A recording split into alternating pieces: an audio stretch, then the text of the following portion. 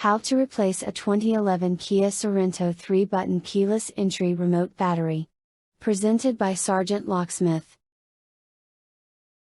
For this task you will need the following: 1 flat-tip screwdriver and 1 CR2032 battery. Time to complete this task approximately 2 minutes. The SgtLocksmith channel gives no warranty and accepts no responsibility or liability for the accuracy or completeness of the information and materials contained in this video.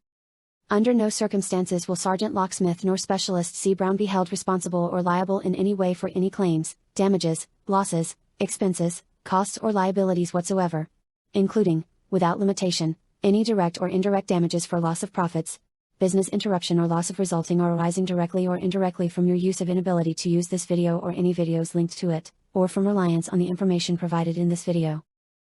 And now here's SgtLocksmith. Hey, it's SgtLocksmith here. Alright, we've got our Kia 3-button remote. You'll see the 2 on the front and the button on the back. Now with this one here, this is going to be a simple battery change. If your keys are on the key ring, go ahead and leave them on. They're not going to be in the way. If you look at the top of the remote, you'll see that little indentation. Put your flat tip screwdriver in there and just rotate it. You notice how it just pops open. Easy to go. I prefer to put the remote with the emergency button up, and I'll show you why. When you open it up, it leaves the rubber piece down and the circuit board inside there.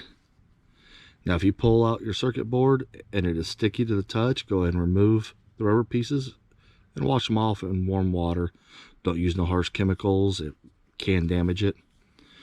Now that we've got it out, you'll look at the back here. You'll see there's the 3 little tabs. Don't push on those.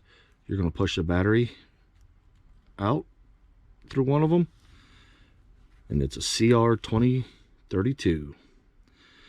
Now, these are new remotes we're using, so I'm going to install the same battery back in. Positive side up. You slide it in. Go ahead and lay your circuit board down inside. And you'll notice it has little indentations in the rubber for it to sit in there smooth. Fold the remote over. Gently squeeze it. And it should snap back together.